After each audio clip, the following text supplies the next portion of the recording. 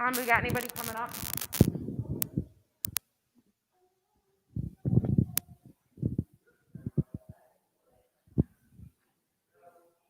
Nope. All right. Hi, everybody. How's it going? Good. It's good to see you all. It's really good to see you. Hi, people at home. It's good to see you, whether you're watching this recorded or live streamed. So this is the one that we're live streaming and also recording. So, just know your answers will be recorded. So think about that. I'm just kidding. You will be recorded, but don't let that bother you. So we at Grace have been talking about mental health for the last couple years. And then in the last year or so, we've talked about really wanting to do a lot more in kind of all areas of our ministry in regards to mental health. And last month was mental health awareness. And so we kind of wanted to weave it into all parts of ministry, both worship and then youth, et cetera, et cetera. And so Chris Shaw in the back. Everybody wave to Chris. Chris Shaw came and spoke with our staff and has been working with our mental health team for the last couple of weeks here. And he came a few weeks ago and spoke with our staff. And afterward, I was like, hi, how do you feel about coming and talking with our youth? So he's here today to give a little presentation about mental health, a little about mental illness. I think we're entering into a time where we know that there's going to be some pretty big changes in our lives for the next several months with COVID restrictions, with distance learning, with the weather changing. And last spring, it felt to me at least like all of this happened very quickly. And we just had to react. We weren't able to be kind of proactive at all. And so the hope is that we can have a conversation and that you as parents and youth can have a conversation in talking about mental health and some things that you can do in order to be able to keep mental health strong in your family over the next several months. So Chris is going to talk, and then after, on your way out the door, I've got a guided discussion for you guys to do as a family together, or as a parent and as a student. I think, are you creeping on the people? It's funny because they can see you, but you can't see them. And the one last thing is I just have a quick announcement. So because of COVID numbers going up, we unfortunately need to also change how we're doing catechism. And so this is going to be the last time that we meet in person for catechism for the year 2020. I know, I had the same reaction when I realized. So next week, we're going to actually take off. And then the week after that, we're going to meet virtually. I'll send out an email with how all of that's going to work. And then the 3 weeks between Thanksgiving and Christmas, I've got some stuff for kids to kind of do on their own or to help with a parent. If your stomach just had a little flip-flop, fear not, it's not going to be that bad. I think we've got something pretty good for you guys to be able to do in that time and to be able to do safely. And we know December's very busy, and so hopefully it'll be something that's going to be really doable for you as a family. So, without further ado, this is Chris Shaw. He is the CEO of the Heart and Mind Connection and has been working with our mental health team here at Grace for the last several months at this point, right? Yeah, it's been a while.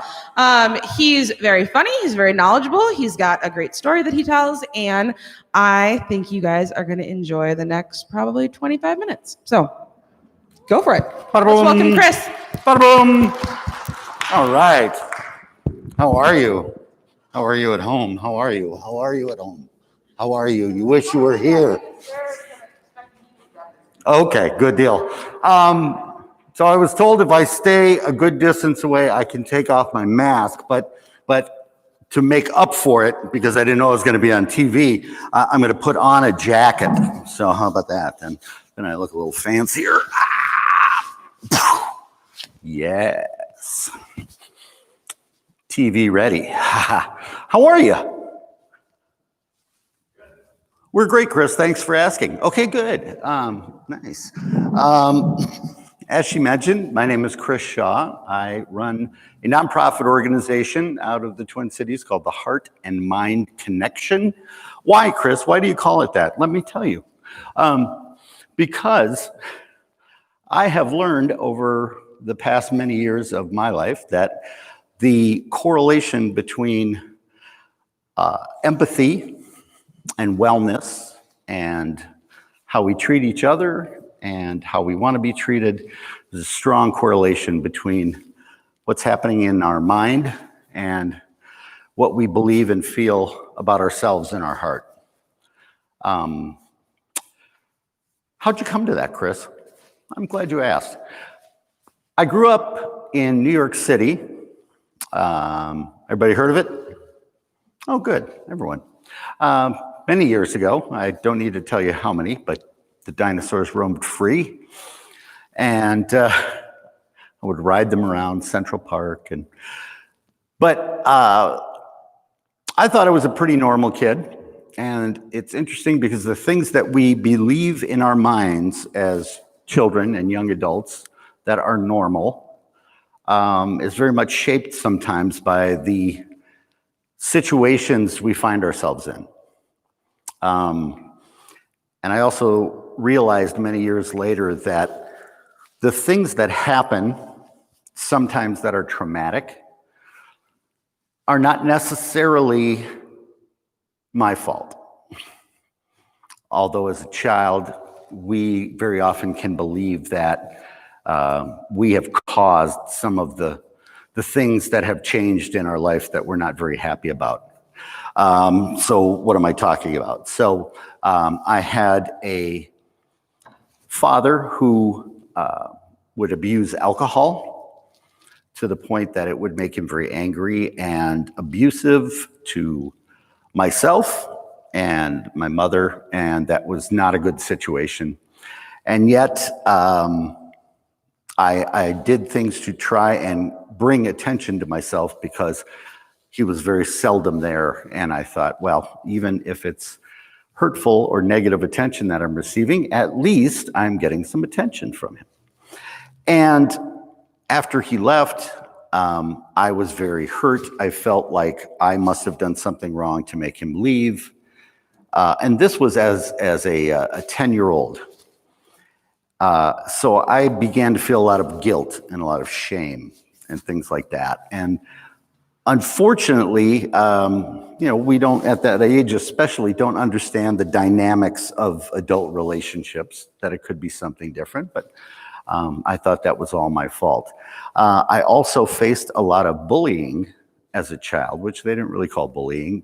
Back then, they were like, they're going to toughen that kid up. But I would become fearful of even walking to school because there would be kids that would wait for me and call me weird and make fun of me and knock my books down and put me in a garbage can and say mean, nasty, awful things about me. And I began to believe those things because I was at a place where I just didn't feel like I had very much worth.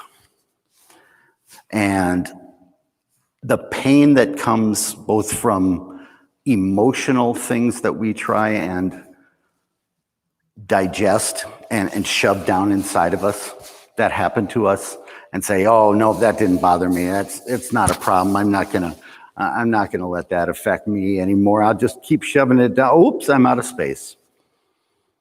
And then those emotions that we feel, whether it's hurt or guilt or shame or sadness or anxiety, that were so full inside my body that they begin to seep out. They begin to find ways to come out as much as we want to hide them from other people. And why do we hide them from other people? Well, I've found that there's a couple of reasons. One, very often when someone is struggling with emotions or feelings that are very hard for them, first off, I had these feelings constantly that two things. One, that nobody would understand what I was going through. And two, that nobody would really care if they did.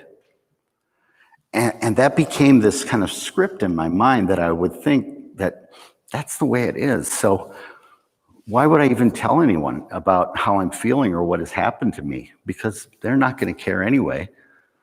And they'll probably just make fun of me more.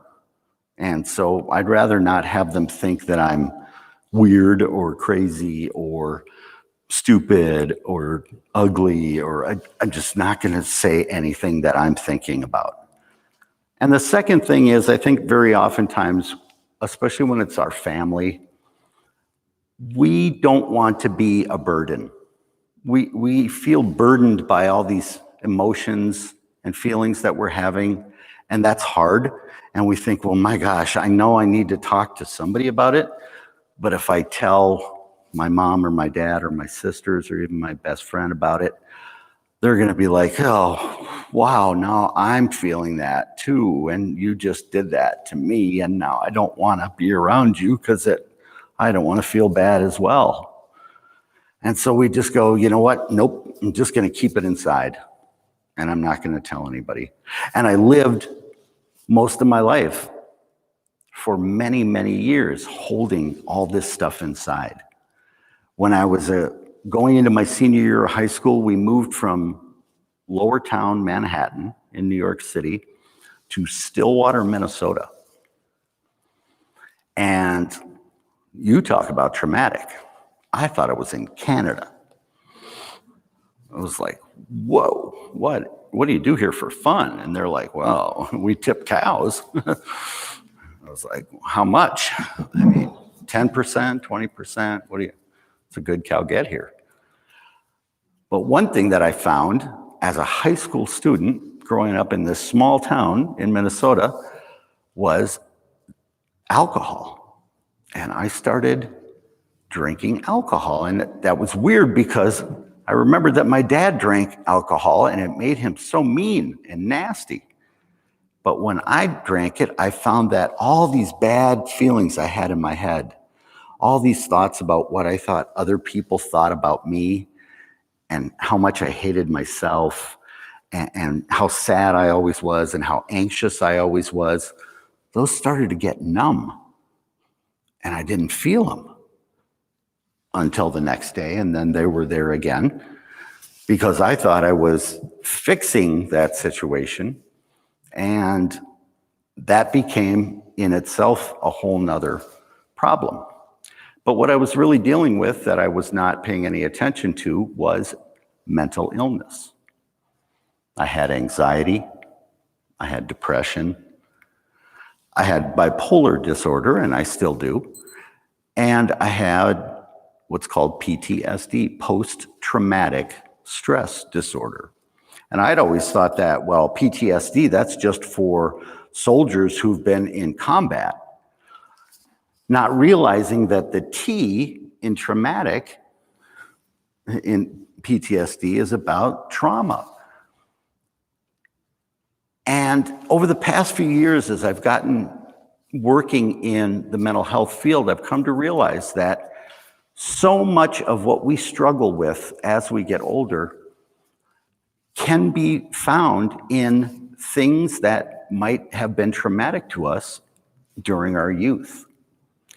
Startling statistic that I learned a few years ago was that of all serious mental illnesses that we face in this country, 50% of them begin to show signs of effects by age 14.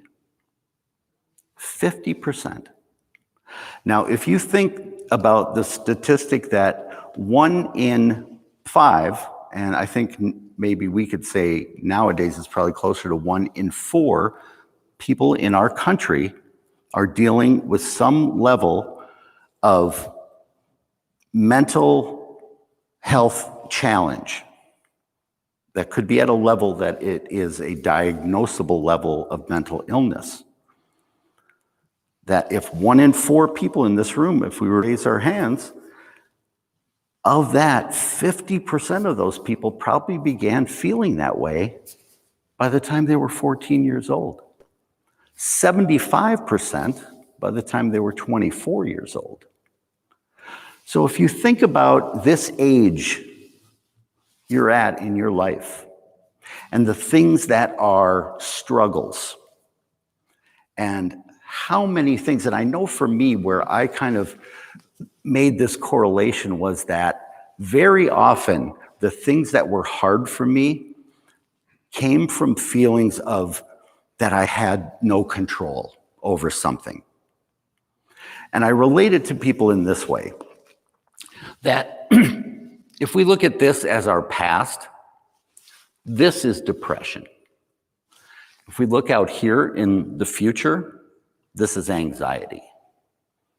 And what I mean by that, in the context of not having control, is everything that has happened in our life up to this point, that we have absolutely no control of going back and changing it. Does that make sense? We just can't change it. Now, we can feel differently about it now. We can work through the feelings that we had because of that incident or that time. But we, as much as we want to believe that there is some way by constantly thinking about it that I will be able to go back and make that different, it's not going to happen. Conversely, as we think about things that are coming up for us, we think about things that we don't have any control over. How about when the pandemic will end so we don't have to do online school? Anybody in here have a date when that's going to happen? Adult or youth? I don't think in this room. I don't know that anybody does. And because we can't put an end time to that, where we can't say, okay, this is going to be really hard until January 22nd of 2021. If I can just knuckle down and get through it till then, I'll be okay. But we don't know that. And not knowing when these hard things will end cause us to go from this feeling of a 1 on a spectrum of 1 to 100 of like, yeah, this is kind of hard. And I'm worried a little bit about how this is going to affect the holidays and then my grandparents' health, or what if somebody gets sick? But then our mind goes out here to 100. And on this spectrum of 1 to 100, where anxiety is born, 100 is what I call the worst possible case scenario. And that's where my brain goes. I was talking to a woman at a class I was doing on a break, and she said, I know exactly what you're talking about because I had to call in sick to work last week. And I was like, oh, what happened? She said, well, I woke up that morning and they said there's a chance of snow this afternoon. So I was like, nope, I'm not going to work. I was like, can you tell me a little bit more about that? And she said, yeah, well, last year we got our first snow and I had a new car and I hadn't really driven it in the snow before. And all of a sudden I'm driving to work and I'm coming down a hill and there's a stop sign and I went to stop and apparently there was some of that ice that you couldn't see right under the snow. And I tried to stop and I started sliding and I slid through the intersection and it made me go across the road and up on the curb of these people's yard. And I got stuck on a snow pile and my car was like stuck there and I couldn't get it off and nobody would help me. And I tried to call AAA to come get a tow and they said it would be 3 hours and I was going to be late for work. So I'm just not going to work today. Wow. Chance of snow. I got to call in sick to work because of something that I experienced before that I'm so worried about it happening again. And so how I talk about it for myself is the hardest thing that we have to do in the midst of everything we may have experienced and everything that we're worried about might happen, is to stay in this little place in the middle, this little box here that I call mindfulness or the present. Because what happens here is we are fully in the moment. If we're in a conversation with someone, we are able to hear everything that they say through all the ways that they communicate, whether it's their words or their body language or their facial expressions, and we get it all in because we're 100% present. And what happens with these things is so often we can't stay here because these things are pulling us backwards to all these things that we can't change. And we're being pulled forward into all the things that are coming up, that even if it's something like, yeah, right after this conversation, okay, in my mind, I'm thinking, I got to go get groceries and then I got to get home quick because Joe's got to get off to hockey practice. And so I got to make sure I get dinner enough for him so they can take off and get out of there. And I didn't hear a word you said because I wasn't here anymore.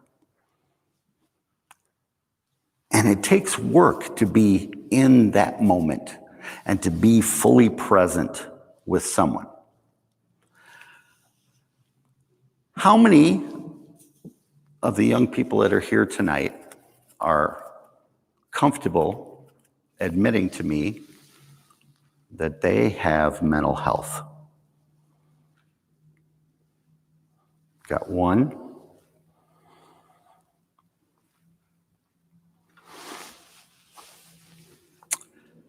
How many of you want to know that you all have mental health?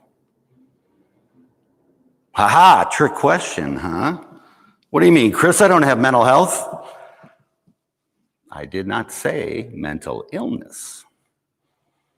We all have mental health. Just like we all have physical health. I feel pretty good, I feel healthy, yeah. I'm not gonna run or anything, I'm not that healthy, but I feel pretty good.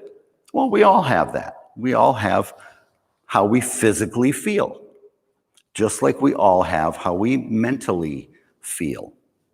And what that means is our emotions, our behaviors, our thoughts about ourselves, about others, how we feel that people perceive us. So we all have mental health. The trick is, how do we keep that on a nice even level? How do we stay mentally well and not struggle with maybe dips into depression or the painful feelings of anxiety over things out here, or the worry? How do we navigate not falling back into what's back there or forward into the worry about this? How do we stay mentally well so we can be fully present in every moment of our life as it's happening? It takes work.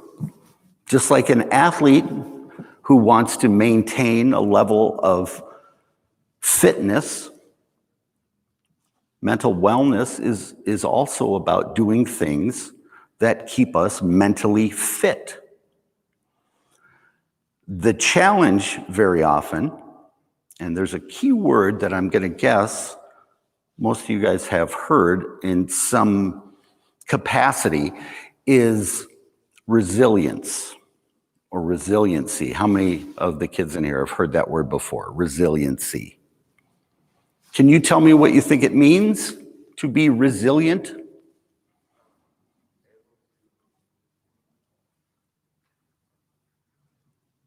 Go ahead, take your time.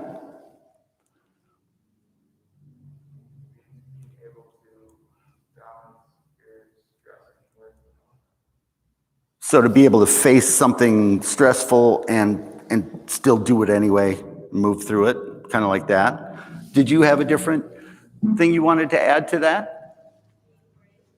Being brave. Okay. So yeah, resiliency is really about and it's an innate ability to face something that is troubling or hard, and knowing that it's going to be hard and doing it anyway, and coming out on the other side of it and saying, wow, that was not fun.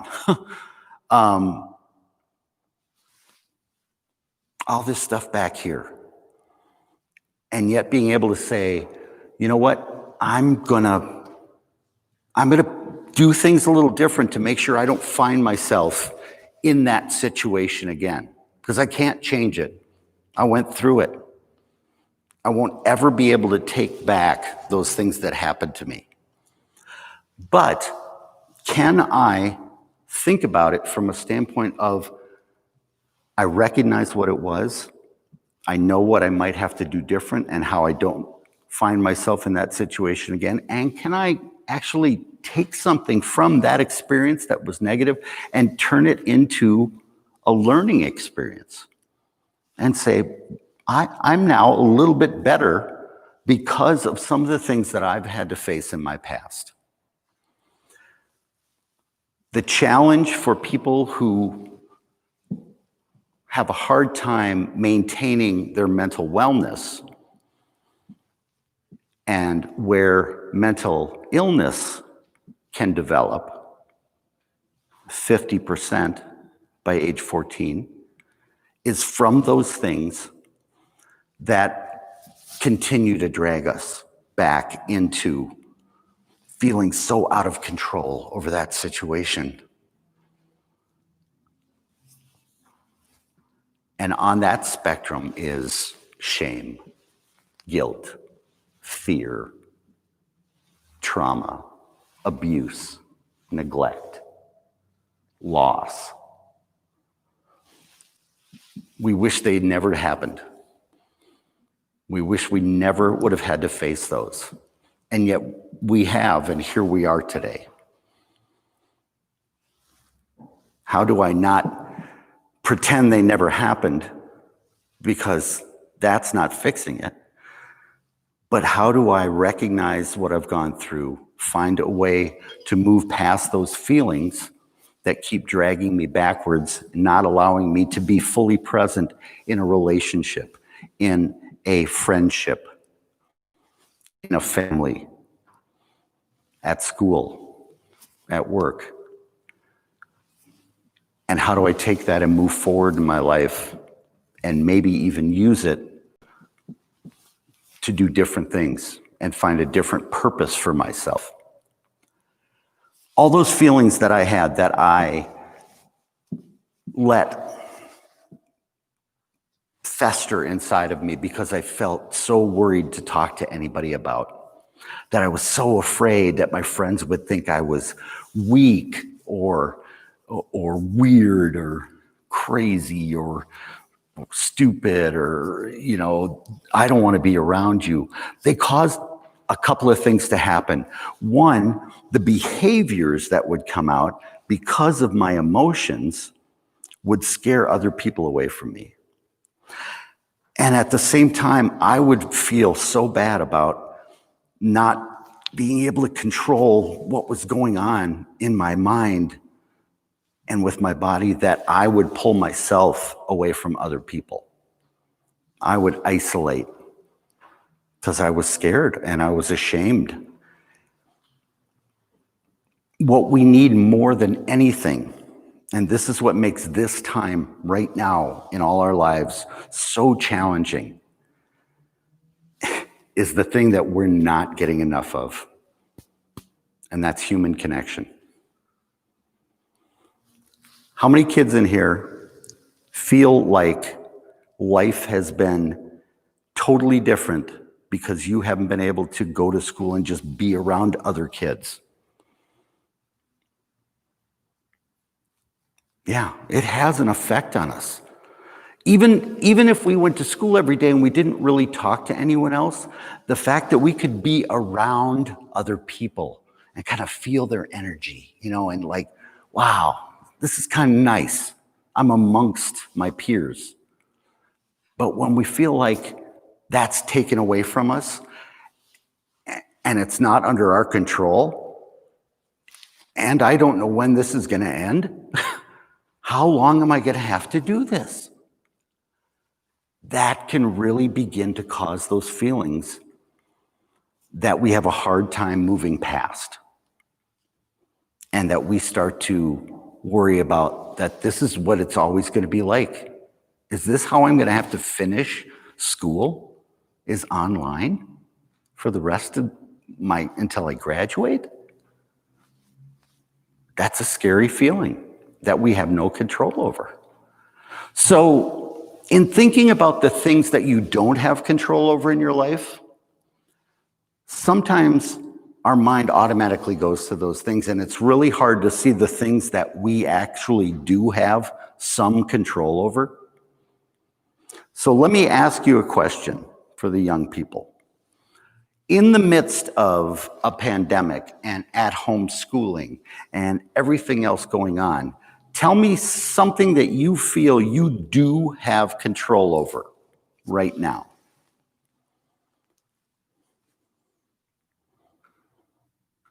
Not all at once, please. Back here in the corner.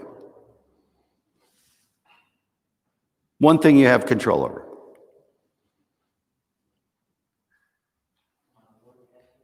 Your work ethic. Wow, that's awesome. So how you approach the things you have to get done. Okay, that's a key one. How many people have ever heard that if you think you can't, you won't? Because it's true. Once you convince yourself that you're unable to do something, you probably won't ever try to do it because you think you're just not going to do well at it. And that is a big A word. Attitude. It sounds pretty simple and almost cliche to say that, if I get up this morning knowing everything that I have to do today and all these things I have to face that I would rather not face, but I tell myself that, you know what? It's going to be not fun until it's done. I get to choose that. I get to choose whether today is going to be the worst day of my life or, despite all that stuff, a great day. And it takes work to get up every day and say, you know what? I'm not going to let all this stuff that I don't have control over control my mind and make me feel terrible. When you leave today, you're going to get a study guide, a packet of some questions about a conversation to have with each other and with your families. Because far too often, where we go from that little bit of struggle with the things we can't control and that worry about the things that we can't control, ability to move through those begins to settle into mental illness and take away from our mental wellness, comes from our inability to have conversations about this stuff.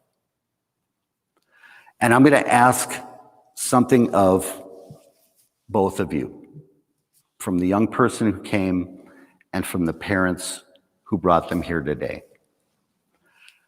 Young people, I'm going to ask you to trust me on this, that no matter what it is that you're feeling, that you're struggling with, that is emotionally hard, that you're going to believe that your parents 110% want to know about that.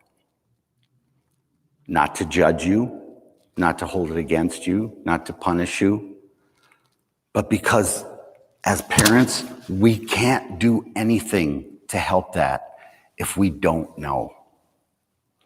And believe me, because I've been somebody who's been in a place where I wouldn't tell anybody anything because I thought I have it. I've got this. I can get through this. This is not a problem, until it was too much of a problem. Trust that they don't have a bar of, well, you're not this sad. You're only this sad. So come back if you get this sad, and then we'll talk. They want to know about things that you're faced with so they can figure out a way to help you figure out how to work through that. For parents, here's what I'm going to ask you.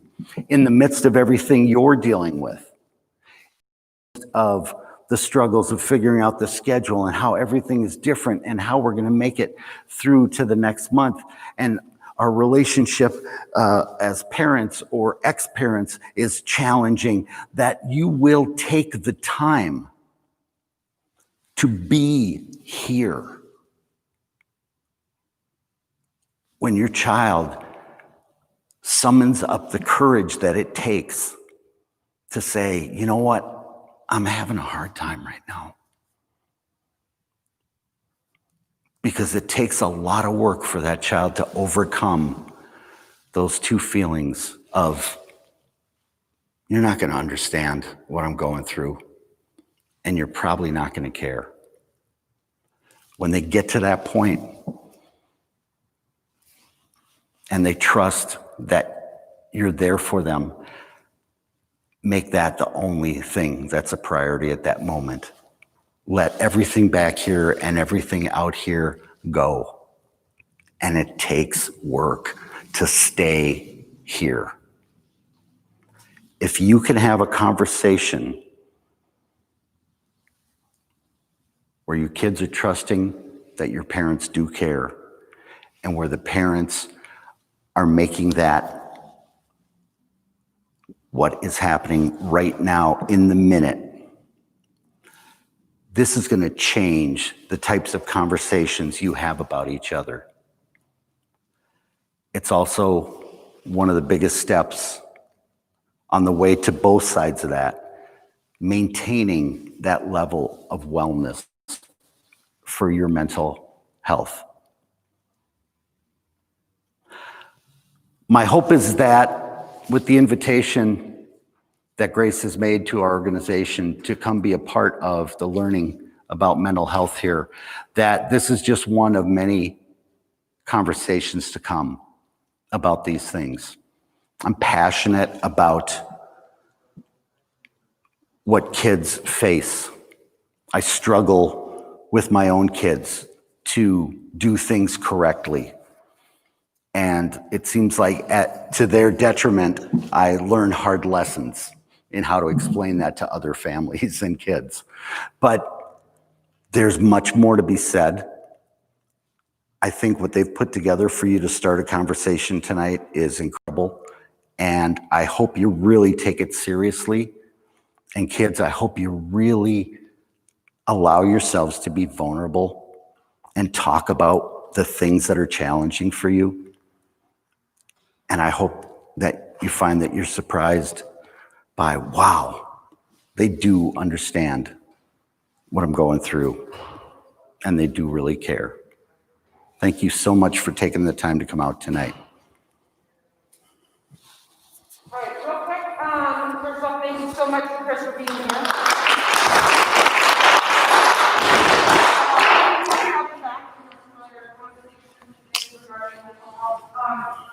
As you're leaving, I'm going to give you guys a guided discussion. I'm trying to otherwise, we're just going to cut off. If something is going on and you can't do it tonight, I suggest you try and put on the calendar and say, we're going to do this tomorrow at 7 o'clock.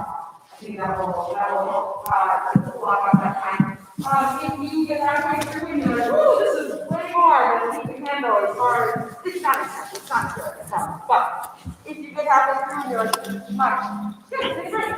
Come out the next day. I really think this is a great proaction with how you are looking at all of the and be able to come up with some shared language. So, parents, when you get done, or kids for that matter, it would be great if you could send us some feedback, what was good, what was not good, if it was helpful, if it was not helpful, just for in the future when we come up with things like this. It's always really helpful for me. So, thank you so much. I'm really glad you were here. We will see you on the way out. What's that? I couldn't hear you over there. Oh, this isn't anything. How long? I thought what time we were supposed to start?